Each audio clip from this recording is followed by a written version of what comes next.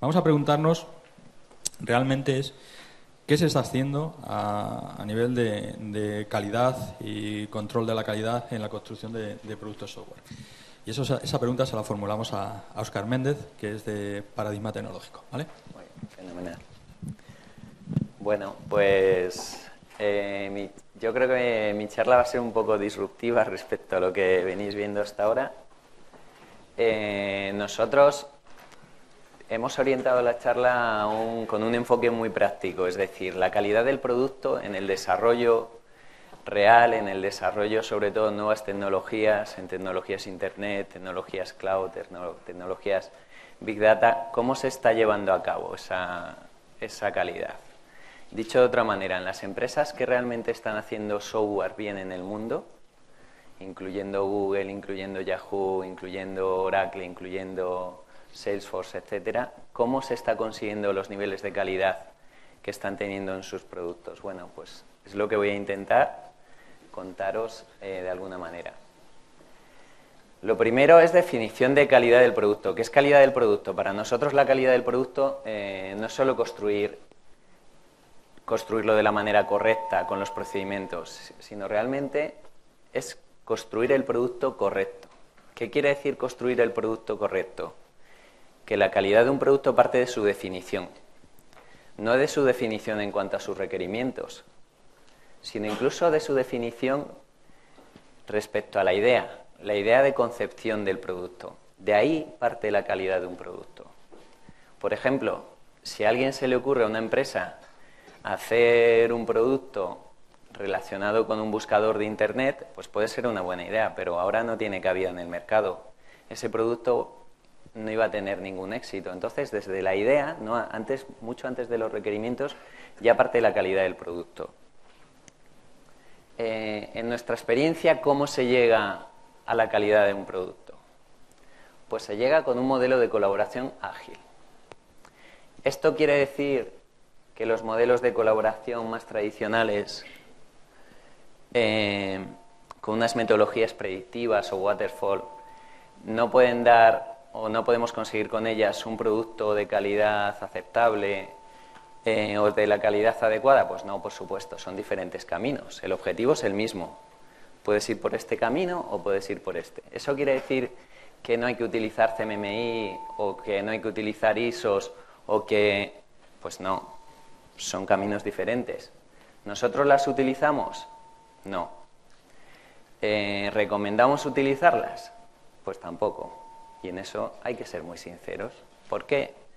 Porque vamos por un proceso ligero, lean, con muy poca documentación, centrado en el desarrollo del software. Y todo esto viene desde la experiencia, no es un viaje teórico. Viene desde el desarrollo del software desde hace más de 14 años. En mi experiencia yo he tenido software factories con CMMI 5 y sé muy bien lo que es CMMI, lo que es ISO, lo que es ágil. Y después de muchos años haciendo proyectos, nuestra recomendación, sin ninguna duda, respecto a cualquier cliente, es un modelo de colaboración ágil. En un modelo de colaboración ágil, ¿por qué creemos que se consigue una calidad mucho mayor? Bueno, pues porque el modelo de calidad ágil es una función en la que lo obtenemos y priorizamos es el valor al negocio. Y para nosotros eso es calidad, aportar valor al negocio. Obtener un producto de mucha calidad que no aporte valor al negocio para nosotros no es calidad, no es un producto de calidad porque no aporta. Y por lo tanto en esta fórmula vemos que el valor que se aporta al negocio es una función de el coste, el tiempo, la calidad y la funcionalidad. Es decir, el alcance, la calidad, el tiempo que tenemos y el coste o recursos que tenemos. ¿Qué ocurre? Que en un modelo ágil, muy al contrario de lo que se suele pensar, las metodologías ágiles no son caos, anarquía, fiesta, venga, vamos a hacer lo que queramos. Al contrario, son metodologías de una férrea disciplina. Y solo a través de esa disciplina se puede conseguir un producto y un desarrollo ágil. Entonces, ¿esa disciplina de qué parte? De que esta variable en las metodologías ágiles no es negociable. La calidad en cualquier proyecto que se desarrolle con metodologías ágiles tiene que ser máxima. Puedes variar el resto, pero nunca la calidad del producto. De hecho, Nosotros, si una empresa está haciendo o siguiendo metodologías ágiles, pero la calidad del producto es variable, para nosotros no está siguiendo un modelo ágil. Está siguiendo un modelo, normalmente se cae en un waterfall iterativo o cosas mixtas, que es peor que utilizar un waterfall puro o peor que intentar utilizar ágil sin saberlo. Y para nosotros ese es uno de los grandes riesgos. En el tema ágil, uno de los grandes riesgos es el wannabe. O eres ágil o quieres ser ágil, pero si quieres ser ágil, no te lances a hacer proyectos de una complejidad determinada porque va a ser complicado que lo apliques bien. Bueno, en un proyecto, por lo tanto, con una concepción, una colaboración ágil, esta variable es máxima. ¿Por qué? Porque normalmente con lo que juegas es con la funcionalidad. ¿En qué nos basamos? Pues en los estudios realizados durante muchísimos años, normalmente el 80% del valor de un producto se obtiene del 20% de la funcionalidad. Por lo tanto, lo que hace una metodología ágil es centrarse en las funcionalidades más importantes para obtener la máxima calidad en esas funcionalidades y, por lo tanto, aportar el máximo valor al negocio. Bueno, por lo tanto, ¿de qué se trata? Proporcionar el máximo valor con la mayor eficiencia de tiempo y costes. ¿Cómo lo conseguimos? Pues no se consigue utilizando simplemente una metodología ágil, es una combinación. Al final, como casi todo en la vida, es una combinación de varias técnicas. Las metodologías ágiles es muy importante. Nosotros utilizamos Scrum y Lean. Está fuera del ámbito de esta presentación explicar lo que es Scrum, pero más o menos todos lo sabemos a estas alturas lo que es una metodología ágil. Después combinamos prácticas adecuadas de programación, en concreto Stream Programming. Stream Programming es algo que mucha gente la conoce en la parte anecdótica de pair programming y dos personas trabajando, pero va mucho más allá, ¿no? El TDD, de hecho, y las pruebas automáticas son unas de las prácticas más recomendables de Stream Programming. Todo lo que es entornos de integración continua, todo lo que un entorno de desarrollo moderno de una empresa debería tener y debería realmente estar utilizando, ¿no? Prácticas de XP, Stream Programming. Y luego, una combinación de testing. El testing, nosotros subimos del testing en V clásico, entonces vamos a ver más adelante qué tipos de testing son posibles y cuándo utilizarlos y cómo utilizarlos, cuándo automatizar y cuándo no automatizar. Bueno, entonces, para conseguir la calidad de un producto, que es al final lo que hay que tener en cuenta, partir de la calidad en todos los pasos del ciclo de vida del producto. Aquí lo reflejamos de una manera simplificada, ¿no? En realidad, el ciclo de vida de un producto va desde su puesta en producción, el feedback, con toda la parte analítica, y vuelta al evolutivo del producto. Es decir, es un ciclo, nunca termina. De hecho, un producto solo terminamos de desarrollarlo cuando se deja de usar. Es decir, cuando se quita de producción y se deja en un cajón. Mientras tanto, siempre hay un correctivo, hay un evolutivo, etcétera. Pero bueno, simplificando el ciclo de vida, diríamos que tenemos la idea, la concepción, requerimientos, desarrollo, testing y producción. Eso sería más o menos los pasos, aunque no secuenciales, como vamos a ver a continuación. Entonces, la idea es indiscutible. Si la idea es errónea, el resultado va a ser erróneo. Luego no vamos a explicar ese concepto. Vamos a partir de los requerimientos. Los requerimientos. Nosotros huimos y no recomendamos utilizar documentos de requisitos grandes. ¿Qué quiere decir grande? Todo aquello que leyéndolo de una vez no soy capaz de abarcar en mi mente y en mi memoria. ¿Eso qué quiere decir? Pues que si eres un tío súper listo y con una memoria prodigiosa, igual puedes abarcar un documento de 50 páginas. Pero lo normal es que por encima de las 20-30 páginas no seas capaz de abarcar el modelo, es decir, ese modelo teórico de lo que quieres construir en la mente. Si no eres capaz de abarcarlo en la mente, ¿qué es lo que vas a perder? Pues vas a perder la consistencia, que es fundamental. Entonces, nuestra recomendación es hacer un Product Backlog, si utilizas Scrum o metodologías similares, en las que simplemente de un vistazo veas tu producto. ¿Eso quiere decir que estas metodologías y esta concepción de la calidad está restringida a proyectos pequeños? No, al contrario. Microsoft, desde que hizo el Vista, que fue un proyecto bastante desastroso, aplica metodologías ágiles y los sistemas operativos son de los proyectos software más complejos y más grandes del mundo. Y por supuesto que se abarcan. ¿Cómo se abarcan? Pues de esta manera. En un proyecto ágil con esta concepción, los requisitos se priorizan en un Product Backlog. Ya he dicho que está fuera del ámbito de esta presentación explicar lo que es Scrum o una metodología ágil, pero un Product Backlog viene a ser una pila en la que desde arriba hacia abajo se ordenan los requerimientos, ordenados como casos de uso o historias de usuario, y los requerimientos de arriba son los más importantes y los de abajo los menos importantes, los nice to have. Los de arriba, como son los más importantes, son ese 20% que proporciona el 80% del valor del producto que estamos construyendo.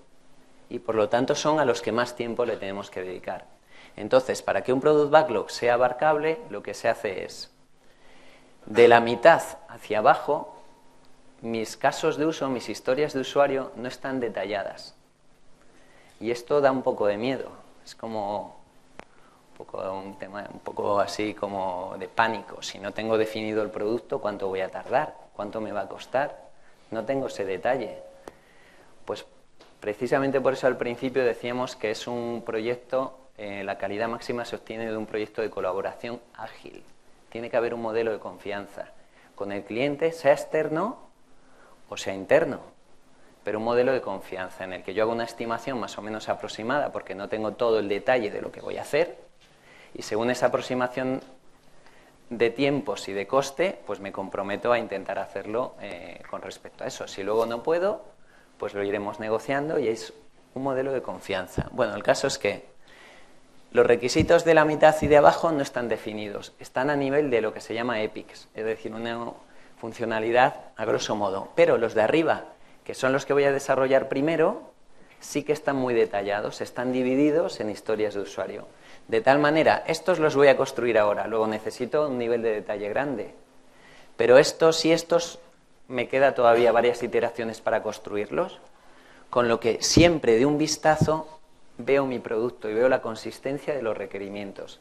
Esa es la única manera que nosotros hemos encontrado y que empresas que realmente están aplicando bien el agilismo para abarcar en la mente cualquier tipo de proyecto software, sea un sistema operativo o sea el sistema de control de un misil o de los aviones de combate, que actualmente también se hacen con metodologías ágiles.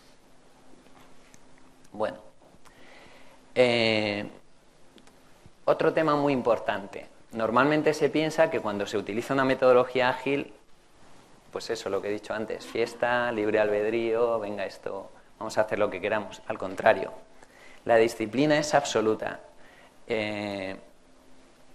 Parte incluso de modelos de comandos militares y de muchos de sus principios. Entonces, uno de ellos muy importante es que cada historia de usuario tiene que tener su prueba de aceptación. Para nosotros, si una historia de usuario, que no pasa de ser una cartulina pequeñita para limitar lo que puedes escribir en ella y que no sea un requisito enorme que nadie sea capaz de entender, si una historia de usuario no tiene en su reverso la prueba de aceptación, no es válida.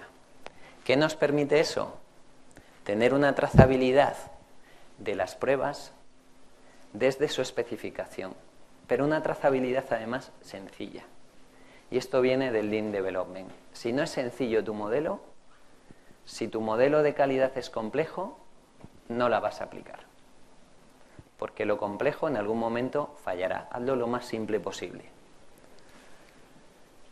Bueno, respecto a los requisitos podríamos hablar mucho más, pero tenemos poco tiempo. Vamos a pasar a lo que es el desarrollo y el testing. ¿Cómo se hace la siguiente fase? ¿No? Hemos visto ideas, la idea, la concepción, requerimientos, requisitos, cómo mantenerlos, el desarrollo y el testing. Bueno, pues esto es lo que estamos acostumbrados a oír hablar cuando nos hablan de agilismo y de pruebas y de calidad. Y todos estos parece una sopa de letras, porque realmente se habla ya de muchos conceptos, ¿no? Entonces todos hablan de TDD, test automáticos, que si BDD, behavioral.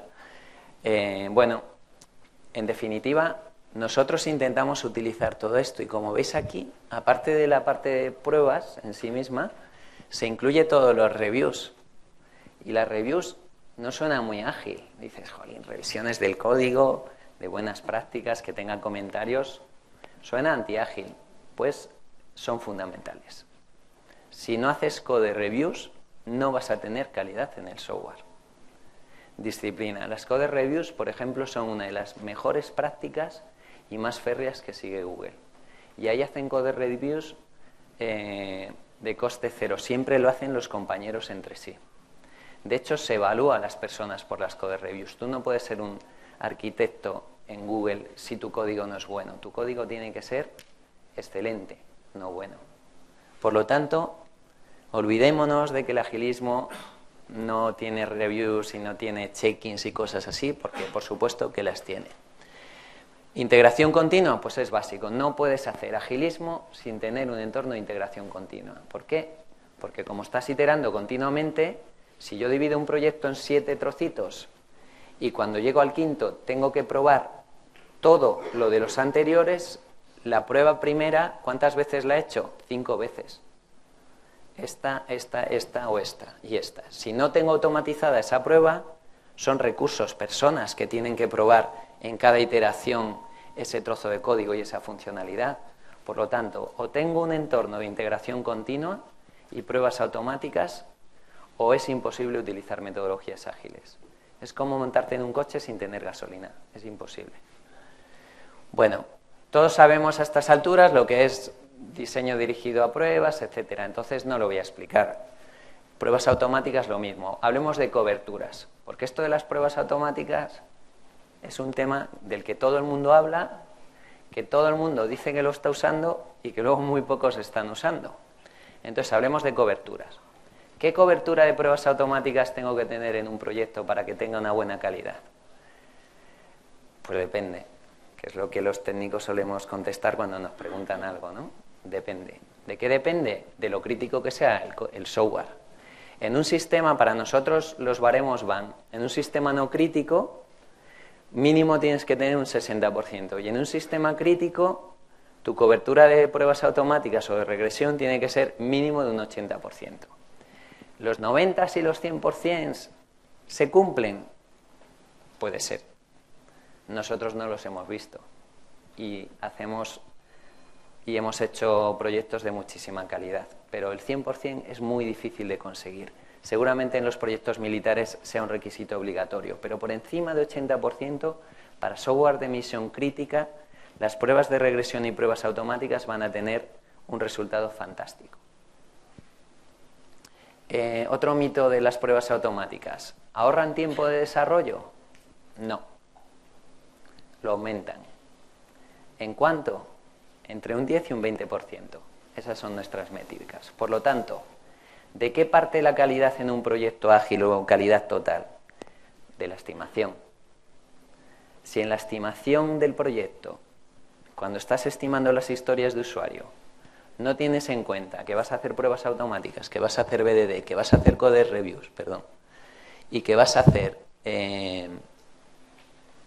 refactorizaciones, no vas a tener calidad en ese producto. Por lo tanto, en la estimación tienes que tenerlo en cuenta.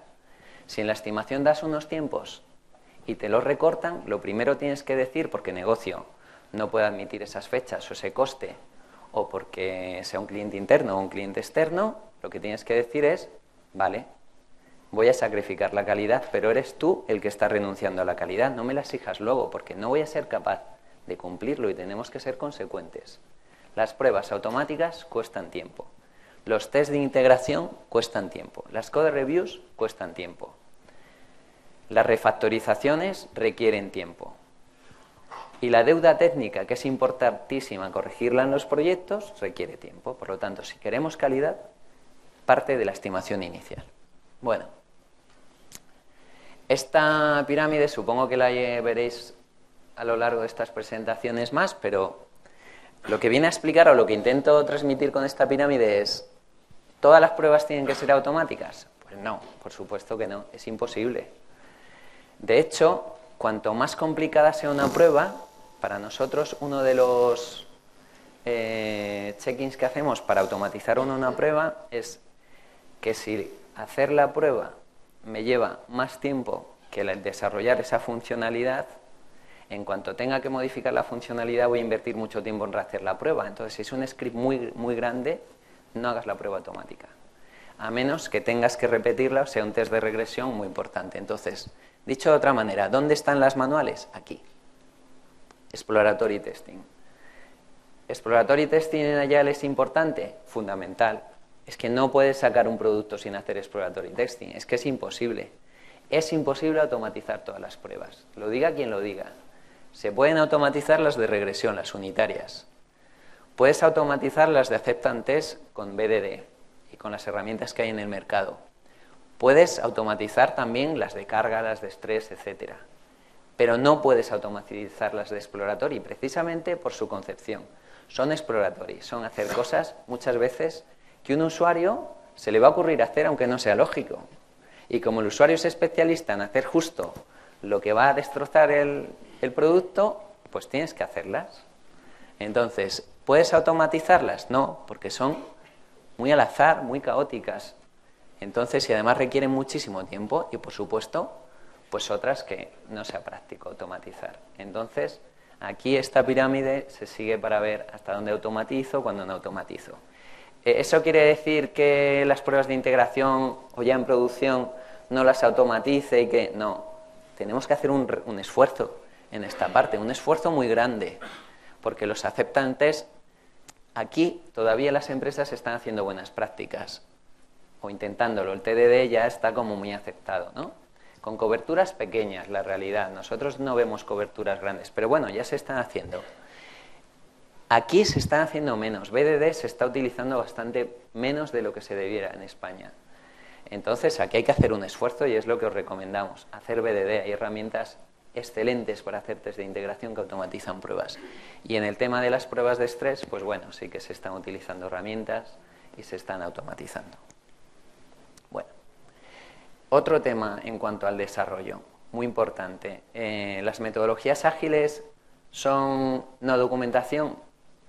Pues no, es poca documentación, pero sobre todo intentan ser muy prácticas. Entonces, hay que mantener el código, los tests y la documentación, a ser posible, sobre todo la documentación dentro del código. ¿Por qué? Porque así, si yo tengo una versión, extrayendo con las herramientas apropiadas la documentación del propio código, me aseguro que esa documentación se corresponde con ese código, con esa versión, pertenece a ese baseline, porque si no, ¿qué es lo que nos hemos encontrado muchas veces? Yo creo que todo el que haya trabajado más de un año o un mes en desarrollo de software, se encuentra que de repente hay un error, miras la documentación para resolver el error, luego miras el código y resulta que la documentación no se corresponde con el código. ¿Por qué? Porque no estaban acopladas, porque esta estaba en un repositorio, el código estaba en un repositorio y la documentación estaba en otro. Pues no, eso hay que evitarlo. La mejor manera de evitarla, la documentación que se obtenga del código, que esté inherente al propio código. Y lo mismo con el resto de documentos, especificaciones, test, etcétera. Bueno, equipos completos multifuncionales. Muchas veces en las metodologías ágiles se piensa que es un entorno solo de desarrollo. Por tanto, ¿qué pasa con el ingeniero de calidad? Pues el ingeniero de calidad, ¿existe en las metodologías ágiles? Pues en nuestra experiencia, sí, por supuesto. Existe y es una parte fundamental. Eso de calidad cero y de que los desarrolladores hagan las pruebas de sus compañeros y todas esas cosas, ¿asegura la calidad y es bueno para la calidad? Sí, por supuesto, sobre todo para las pruebas automáticas. TDD se basa en realizar y pensar primero en la prueba, que la prueba sirva como parte de la documentación o especificación funcional de lo que voy a programar. Y primero hago la prueba y luego hago el código. Por lo tanto, los programadores hacen parte de esa calidad. ¿Pero eso hace superfluo un ingeniero de calidad? No. Y tenemos ejemplos contundentes. Hay proyectos con grandísimas empresas españolas, que no voy a mencionar, por ejemplo una de ellas, pero del IBEX 35, en las que durante una fase se entró en un modelo de no tengo la parte de pruebas. no la contemplo separada del equipo, lo va a hacer el equipo, porque este equipo es la pera y van a hacer calidad cero y fallos cero y todo va a salir perfecto. Resultado, cuando intentamos poner el producto en producción, estaba previsto un mes, nos tiramos 3 meses resolviendo bugs, sufriendo, trabajando fines de semana, cosa que en nuestra empresa yo creo que es algo como un hito histórico que alguien trabaje un fin de semana o horas extras, precisamente porque se había prescindido de esta persona, de toda la parte de calidad. En la siguiente release que hicimos, metimos un ingeniero de calidad sin que lo supiera el cliente, sin que lo pagara, porque según el cliente, el ingeniero de calidad en paralelo, para hacer todos los temas de pruebas, etcétera, no era necesario, y la siguiente fase de puesta en producción se redujo a la mitad, y tuvimos 1/4 de los fallos que tuvimos en la primera puesta en producción. ¿Qué es lo que hace este señor? Pues hay que ser sinceros. A los desarrolladores, a los programadores, no nos gusta hacer pruebas, nos gusta hacer código.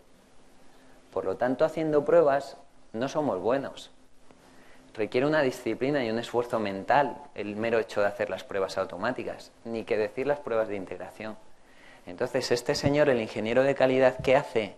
Suplir esa carencia y hacer las pruebas de lo que el equipo no automatizado no ha hecho pruebas de regresión y de las pruebas de integración. Entonces, en nuestra metodología, ¿qué es lo que hacemos? El ingeniero de calidad es parte del equipo Scrum, así como otras figuras, la figura de SEO, la figura de analíticas. Todos trabajan codo a codo, todos participan en las daily, en las reuniones diarias de Scrum, todos como un equipo. ¿Y este señor qué hace? Prueba lo que se ha entregado en el sprint anterior. ¿Y por qué lo que se ha entregado en el sprint anterior? Pues para no consumir ni coste ni tiempo. Es decir, una de las cosas buenas de las metodologías ágiles es que aquí yo valido con el usuario que la funcionalidad que he desarrollado era correcta. Cuando el usuario me ha dicho, eso es correcto, y está tal cual, y se tiene que poner en producción, es cuando el ingeniero de calidad invierte tiempo en probarlo, en meter el dedo, en buscar todos los detalles y cualquier error, porque esa prueba ya ha estado validada por el usuario. Si el usuario aquí ha dicho, cámbiala porque no se ha entendido bien, o no la expliqué bien, o el negocio ha cambiado, el ingeniero de calidad no invierte tiempo en ella. Se rehace durante este sprint y en el siguiente la aprobará, pero cuando el usuario la haya validado. Bueno, definición de hecho. Para nosotros, esta es la mayor garantía de calidad en un proyecto, la definición de hecho. Según avanzamos en un proyecto, en la definición de hecho, hacia aquí o al revés, según avanzamos hacia allí, peor calidad tendrá el producto. ¿Qué hecho es análisis, diseño y código? Caos y destrucción. La fase de pruebas y de puesta en producción va a ser un completo desastre. Porque eso no es una definición de hecho, eso es una patada hacia adelante. Nuestra definición de hecho, ¿cuál es? Test, tampoco. Rendimiento, tampoco. Nuestra definición de hecho es como mínimo piloto. Y nuestra recomendación, explotación. ¿Cómo? Porque estoy haciendo un producto, es iterativo incremental, pero no tiene suficientes funcionalidades para ponérselas a los usuarios. Pues teniendo usuarios de prueba, usuarios potenciales. Ahí, si los tienes, es cuando llegas a la máxima calidad de un producto. Cuando llegas realmente, definición de hecho, todo esto. Entonces, como estamos viendo, lo de las metodologías ágiles no es tan libre ni tan caótico. Requiere una disciplina brutal. Pero eso es lo que consigue pues, que los productos de Google sean como son, los de Salesforce y los de las grandes empresas que están desarrollando grandísimos productos software en el mundo, ¿no? Bueno, por lo tanto, programado, comentado, probado, integrado, revisado, pruebas automáticas, desplegado y aprobado por el usuario. Ese es un mínimo, de hecho. Ya hemos visto la parte de desarrollo y pruebas. Vamos a la parte de producción. Entonces, en producción, ¿qué es lo que recomendamos? Si viene de la definición de hecho anterior, tener el feedback del usuario. ¿Por qué? ¿Y por qué se consigue con las metodologías ágiles? Porque como estamos haciendo iteraciones, un desarrollo iterativo incremental, tenemos sprints y al final de cada sprint validamos con el usuario que lo que hemos hecho es correcto. Por lo tanto, es como si lo pusiéramos en producción. Si lo haces en un waterfall y lo validas con el usuario al final, ¿qué te vas a encontrar? Una fase de pruebas final muy larga, con muchos errores, con una discontinuidad entre los errores y el momento en el que el programador desarrolló el código, con lo que se le ha olvidado y corregir ese error le va a costar muchísimo más. Por lo tanto, producción, ponerlo en producción lo antes posible. Recomendación, fail fast. ¿Qué ocurre? Que además en España y en general en Europa el sistema educativo nos educa para no fallar. Y en un examen vamos a sacar un 10. Y en algunos casos, en algunos exámenes, deberían enseñarnos a sacar un 0, aunque suene realmente estúpido, porque hay que aprender a fallar. Pero la recomendación es fail fast and cheap. Fallar rápido y de manera barata. Entonces, las iteraciones y una metodología ágil es la mejor manera de conseguir eso. Bueno, prácticas no recomendables. Bueno, esta es clásica. En las metodologías tradicionales, ¿qué ocurre? En una waterfall. En realidad lo que tenemos es lo que veíamos en la diapositiva primera. El coste es una función de el tiempo, los recursos, las funcionalidades. Por lo tanto, en una metodología waterfall lo que vas es a coste o precio cerrado, con un tiempo limitado, etc. Por lo tanto, cuando se me va de coste o se me va de tiempo el proyecto, ¿qué es lo que suelo hacer? Pues la única variable que está libre y que puedo trampear es la calidad. Y todos lo hemos visto. En cuanto hay tensión en un producto, no voy en tiempo, me van a matar, ¿qué hago? La fase de pruebas me la salto o la disminuyo. Saltarla no me la voy a saltar, pero la voy a disminuir, con lo que pongo en peligro la calidad del producto. Pues eso, por supuesto, hay que evitarlo, aunque estés haciendo una waterfall. Entonces, ¿cómo? Pues con valor y con transparencia. Transparencia.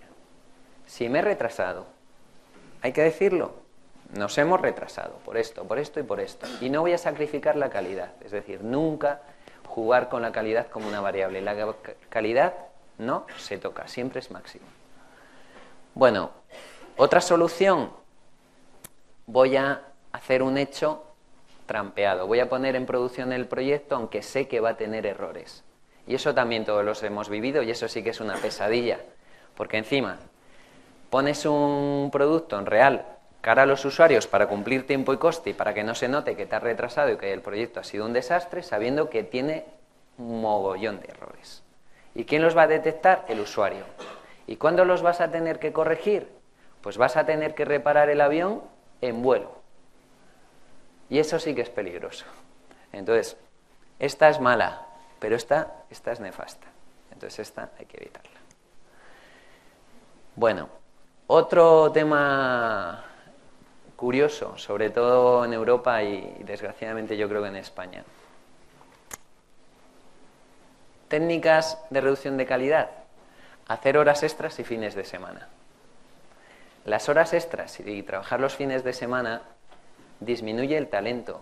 De hecho, embrutece a las personas. Entonces, si tú quieres calidad en tu proyecto, que tu equipo viva bien. Y esa es, de toda la charla, de todo lo que estoy diciendo, si os queréis quedar con una cosa, quedaros solo con eso. Si queréis calidad, vuestro equipo tiene que tener una calidad de vida adecuada. Si están haciendo horas extras y fines de semana, el código no va a estar bien hecho. Es imposible. Yo acabo de llegar de Google, de Silicon, porque teníamos ahí un acto por parte del príncipe y las instituciones españolas hacia las startups que estamos teniendo éxito en Silicon, y tuvimos un acto privado con Larry Page. Y lo que está clarísimo, y en su discurso y en todas las conversaciones que tuvimos con él, es que para ellos es primordial la calidad de vida de sus programadores. Los mejores técnicos trabajan en Google, pero no es casualidad. Trabajan en Google porque su calidad de vida es la mejor que se puede encontrar en una empresa. Y todo eso hay que cuidarlo. Y el código de Google es un código excelente y los productos de Google son excelentes. Y eso no es casualidad. ¿Ahí hacen muchas horas? Sí, la verdad es que las hacen. Y vas Y de hecho el ciclo de quemado de los técnicos en Google es de entre 3 y 5 años, pero siempre son voluntarias, siempre. Nunca por tensión, siempre por ambición. Entonces lo que hay que evitar es horas extras y fines de semana que embrutezcan a las personas. Por supuesto, reducir las pruebas, reducir las reviews. Las reviews, insisto, la review de código. Si no estás haciendo review de código, no puedes tener buena calidad en tu software. Así, es binario. O haces reviews o no tienes calidad en el código. ¿Que puedes hacer reviews automáticas en tu entorno de integración continua? Por supuesto. Pero no van a suplir las reviews de otra persona, de una persona. La última inteligencia siempre es humana, nunca se puede automatizar. No seguir estándares y no refactorizar. Si no refactorizas, tu código se va a deteriorar. Se deteriorará en 2 meses, en 3, en 4, en 5, pero se va a deteriorar con lo que refactoriza. Y sobre todo en los cores. Y aquí sí que quería hablar de los legacies de las compañías. Un banco, el Corte Inglés, las telcos, normalmente tienen sistemas legacy, que son los sistemas cores. Muchos de ellos están incluso en mainframes o en host, en COBOL. ¿Y qué ocurre? Que como son el core, da miedo tocarlos. Miedo no, da pánico, porque los tocas y como se rompa algo, como de repente no puedan vender en las cajas, pues es que es crítico, pues hay que ser valientes. Y hay que refactorizar, porque si no refactorizas, ¿qué ocurre? Que tu código se va deteriorando, entonces la calidad va haciendo así y pasarán 3, 4, 5, 6 años, pero se va a deteriorar seguro y además tu core. Con lo que cualquier funcionalidad nueva que quieras añadir a tu core, cualquier proyecto que tenga que interaccionar con tu core, etcétera, vas a tardar mucho. Y ese es el dilema del líder. Cuanto más lleve en el mercado una empresa y más líder sea, más años lleva su core en funcionamiento y más deteriorado estará. Con lo que cuando llega una empresa que parte de cero, su evolución es rapidísima. Y es como que tú eres un torpe y no tienes gente buena, ¿no? Es que no has refactorizado tu core en 7 años porque te ha dado miedo. Y ahora no es que te dé miedo, es que te da pánico tocar eso. Entonces, refactorizar, por supuesto, frecuentemente. Y cuanto más core sea, más. ¿Que llevas 7 años? No refactorices. Hazlo de nuevo, de cero. Porque el nivel de parches y cosas que vas a tener ahí hace que sea mejor desarrollarlo de cero. Por supuesto, todo lo que estoy diciendo tiene sus matices, pero en el tiempo que tenemos intento dramatizar el mensaje para que se entienda lo máximo posible. Este es un tema que para nosotros es fundamental y que normalmente no se hace. Nosotros no lo hacemos bien. Y no es que nosotros seamos la pera, pero sí que tenemos gente muy buena en nuestra empresa haciendo software. Por lo tanto, ¿qué es este tema? Calidad objetiva y calidad subjetiva. Bueno, pues aquí hablamos de conceptos un poco abstractos. Todos pensamos que cuando utilizamos metodologías ágiles, utilizamos metodologías iterativas e incrementales. Pues es mentira. No estamos utilizando iterativas incrementales y voy a intentar explicarlo en estas diapos que ya son lo que quedan para el final. ¿Qué es una aproximación incremental? Bueno, pues pensamos en hacer... Esta presentación es de Jeff Patton, es uno de los gurús del diseño, de la conceptualización de productos ágiles, que recomienda a todos y por lo tanto no queremos aquí ninguna autoría de esta... pero es realmente brillante y algo que hay que estudiar, diseño del producto ágil. Entonces, ¿qué es aproximación incremental? Pues yo estoy pensando en hacer la Gioconda. Entonces, ¿qué hago? Pues primero pinto un trocito y lo hago incrementalmente. Luego ya pinto el cuello y así voy haciendo incrementalmente el cuadro, ¿vale? Y al final ya tengo el cuadro completo. Aunque pensamos que con las metodologías ágiles hacemos iterativo incremental, es mentira. Estamos haciendo incremental solo. Eso sí, a cachitos, con sprints. Pero que lo hagas con sprints no significa que sea iterativo. Y ese es un concepto como que confunde. Si lo hago por sprints no es iterativo, estoy iterando. Es como que lleva a la confusión. Pues no. Si lo haces por sprints no estás iterando. ¿Qué es iteración? ¿Qué es iterativo? Bueno, Pues iterativo es esto. Iterativo es, y aquí es iterativo solo, no es incremental, ¿vale? Es para que se vean los dos conceptos. Iterativo es, yo quiero conceptualmente una mujer con una posición más o menos, pues eso, de iglesia. Por lo tanto, esta no me vale, no es muy pastoral. Y como estoy haciéndolo de manera iterativa, ¿qué hago? Corrijo y pongo las manos en una posición más pastoral, que es el objetivo, ¿no?, de mi cuadro. Entonces sigo iterando, le doy color, pero como veis tengo todo el cuadro, no solo un trocito, no es incremental. Sigo, le doy más color y por fin ya tengo el cuadro.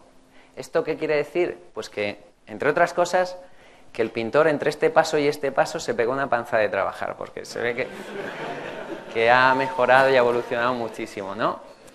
Pero se entiende muy claramente la diferencia entre incremental e iterativo. Entonces, voy a explicar esto ahora con el software, pero voy antes a explicar el concepto de... A ver, esto, vamos a poner el ejemplo de un coche. Entonces, tú tienes coches de bajo coste, de coste moderado y de alto coste, ¿vale? El mío está más aquí que aquí, desgraciadamente, pero ese es otro tema. El caso es que un coche puede tener todas estas partes. Vamos a hacerlo de una manera iterativa e incremental porque se entiende mucho mejor, ¿no? Entonces, lo primero es la definición de calidad. La calidad, este señor, que es uno de los padres de la calidad en Japón y de todos los temas de Lean, etcétera, y Toyota cuando adelantaron a los americanos, la calidad objetiva afecta a los requisitos. Y esto es algo que todos entendemos, es cumplir los requisitos, y eso es objetivo, no es subjetivo. O cumples los requisitos o no los cumples. No depende de que lo vea yo o que lo vea David o que lo vea... Todos entendemos lo que es la calidad objetiva. La calidad subjetiva es satisfacción de usuarios y por lo tanto depende de los usuarios. Entonces, aquí podemos dividir la calidad como calidad, el must to have de las metodologías ágiles. Estos son requisitos que debo tener sí o sí. Unidimensionales, cuantos más tenga mejor. ¿Qué quieren decir? Que son objetivos que tienen una variable, normalmente unidimensional, que define la calidad, pero es variable. Por ejemplo, la distancia de frenado, que vamos a ver a continuación. Yo puedo definir que mi coche frene en 10 metros o en 5. En 5 tendrá más calidad, pero también puedo hacer que frene en 10 metros a 100 kilómetros por hora, ¿vale? Y luego los atractivos. Me encanta esta característica, pero no es fundamental. A mí me encanta esta frase, era para el Mini, y es verdad, lo decía el New York Times, este coche tiene muchos fallos, comprarlo de todos modos porque es muy divertido. Y es verdad, las primeras versiones estaban llenas de fallos. Bueno, más o menos el grado de satisfacción del cliente va así. El must to have produce satisfacción del cliente en el caso del Cooper o del Mini. Pues no, es un sí o sí lo tengo que tener. Se da por hecho que el coche va a avanzar, que va a frenar y que, por supuesto, no produce satisfacción. Las unidimensionales, que en vez de en 10 metros frenen 5, sí produce satisfacción en el usuario. Y los delighters, por supuesto, mucho más, ¿vale? Bueno, entonces, ya hemos entendido lo que es la calidad objetiva y ahí está la calidad de errores, bugs, etcétera. Esto sí o sí se tiene que cumplir, ¿vale? Y siempre en valores altos. Y esa es la calidad de la que hemos estado hablando hasta ahora, pero no es la que conseguimos con un iterativo incremental ni la que conseguimos se consiguen en las empresas que están haciendo productos excepcionales. Entonces, si quiero que mi producto sea excepcional, insisto, en Scrum esta calidad, la objetiva, no es negociable. Vamos ahora a la subjetiva. ¿Qué características del software son subjetivas? Pues que sea fácil de usar. Hay una, yo diría, concienciación por la experiencia de usuario, el user experience, desde hace tiempo, y todos ya somos conscientes de que la experiencia de usuario es muy importante, etcétera. Vale, pues eso es calidad subjetiva. Hombre, si la usabilidad es nefasta pasa a ser objetiva, ¿no? Pero en general, que sea mejor es subjetiva. Que sea eficiente en el uso y que disfrute de él. Pues perfecto. Entonces, ¿qué vamos a hacer? Frenos. En el caso del coche es un must to have, clarísimo. Distancia de frenado unidimensional en 5 o en 10 metros. Delighters, el sistema antibloqueo. Pues es opcional, pero si lo tiene, satisfacción de usuario.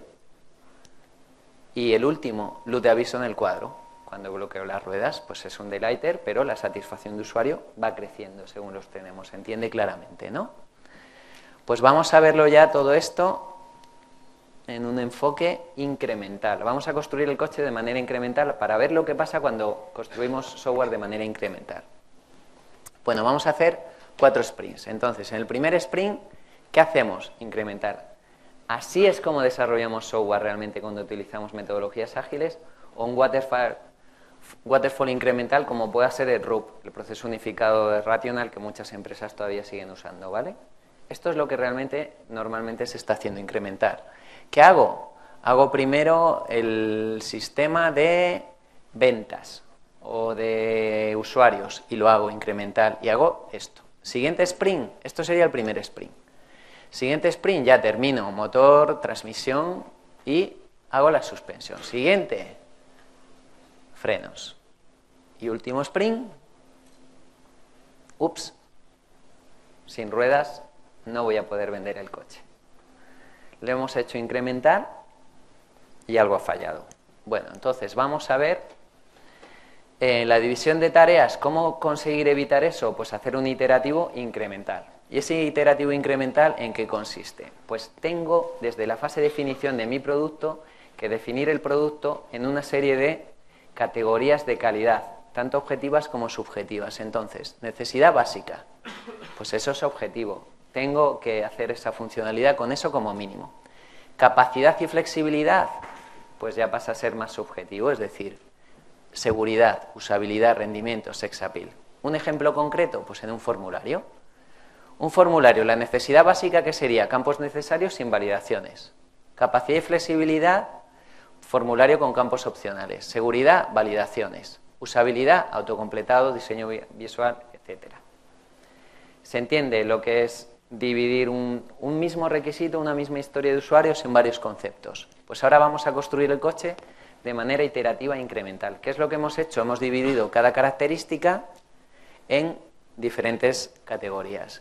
Entonces, en 4 apartados dividimos cada una de ellas. Aquí vemos los apartados correspondientes a lo que hemos visto antes, ¿no? Que puede ser básica, seguridad, usabilidad, etcétera.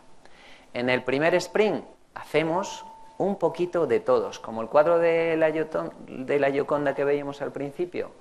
Y podemos corregir la mano si la habíamos pintado aquí, porque tenemos una visión casi completa del producto. En el siguiente sprint que hacemos, pues subimos. Ya hemos completado esta, que no habíamos podido en el primer sprint, con lo que tenemos un producto casi entregable. En el siguiente sprint, aquí ya hemos llegado al delighted. Aquí también. Y aquí, pues casi. Con lo que ya podemos entregar el producto. Y eso es una de las obligaciones de una metodología ágil, poder entregar en cualquier iteración el producto. Y en el cuarto vemos que hemos llegado a A en casi todo. Esto es iterativo incremental.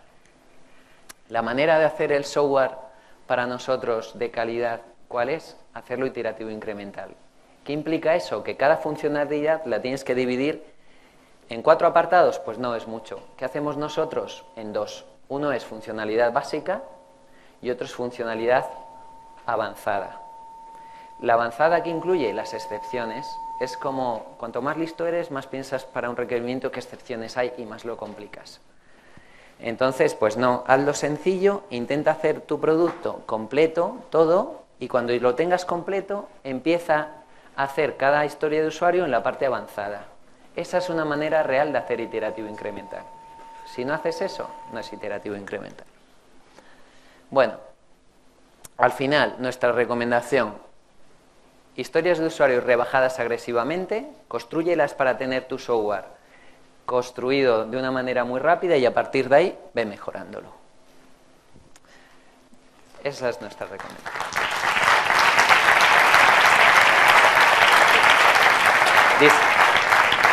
Disculpad que me he excedido en el tiempo un poco, pero si queréis alguna pregunta o...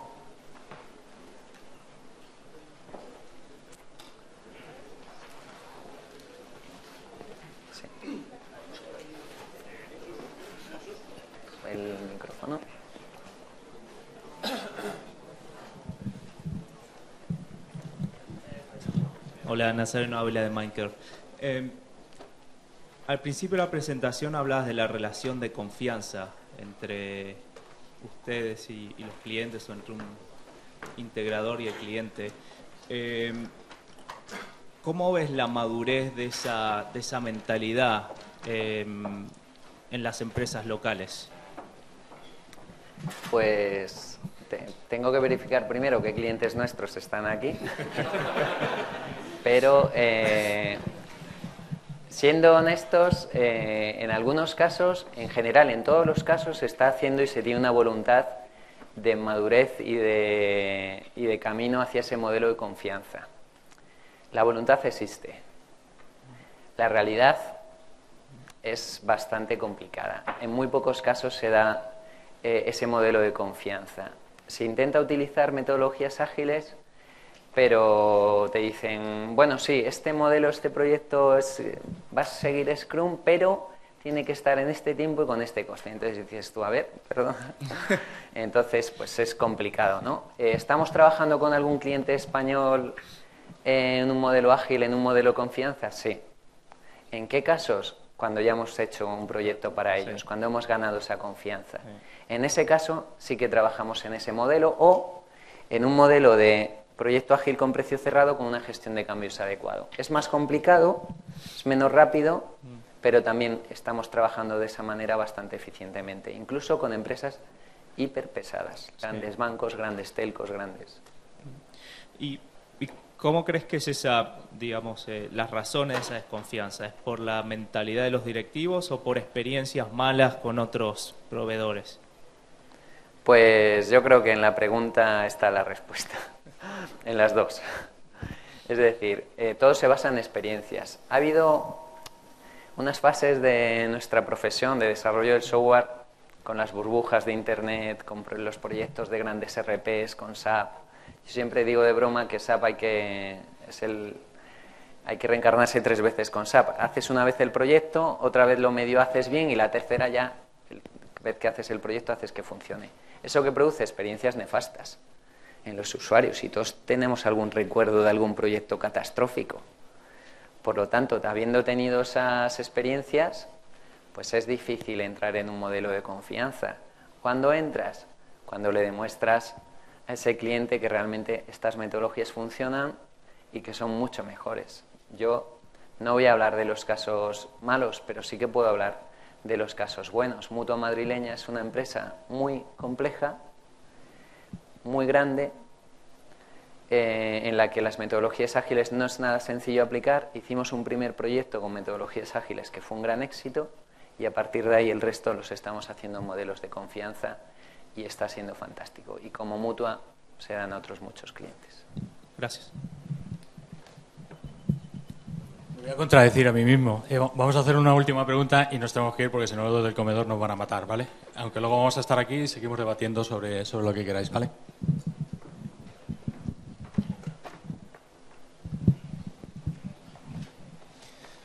Bueno, lo primero es felicitarte por tu ponencia, que creo que ha resumido perfectamente un poco lo que es el ideario de los modelos ágiles y cómo estos modelos ágiles intentan cubrir la necesidad del cliente. Mi pregunta iba un poco donde el compañero ha preguntado también antes, sobre los modelos de contratación y en particular sobre la administración pública, porque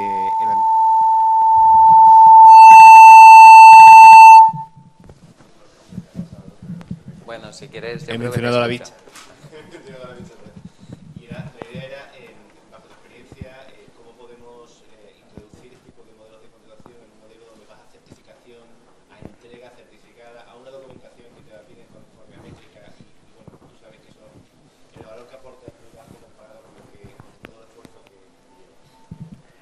Pues otra vez ahí yo tengo que ser sincero.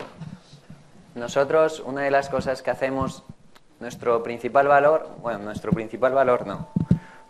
son las personas. Y todo el mundo, todas las empresas dicen eso. Pero en nuestro caso, además, intentamos ser coherentes con ese mensaje. Entonces, si un proyecto vemos que requiere certificaciones, requiere documentación, no va a entrar en modelo ágil, por un lado pensamos o tenemos la certeza de que ese proyecto no va a terminar bien y como en marketing somos nefastos y lo único que funciona para que crezcamos mucho todos los años es el boca a boca, que nos recomiende un cliente a otro, etcétera. Si un proyecto va a ser un desastre, no queremos hacerlo. Y luego, si va a ser un desastre, va a hacer que nuestra gente viva mal. Por lo tanto, preferimos no hacerlo. ¿Qué quiere decir eso? Que nosotros al año, por lo menos, rechazamos un 25% de los proyectos que comenzamos. ¿Por qué? Porque vemos que no va a terminar en éxito y no es bueno ni para el cliente ni para nuestra gente. Y en esos casos salimos. En los casos en los que no salimos porque estamos obligados, porque hay un compromiso y pese a todo va a haber certificaciones y va a haber documentación, y pues convivimos con el modelo, pero en paralelo. Es decir, lo que intentamos es trampear las documentaciones y las certificaciones de la manera menos pesada posible, hasta el modo en el que nos permita. Pero seguimos con una metodología ágil en el desarrollo. Muy bien, muchas gracias, Óscar.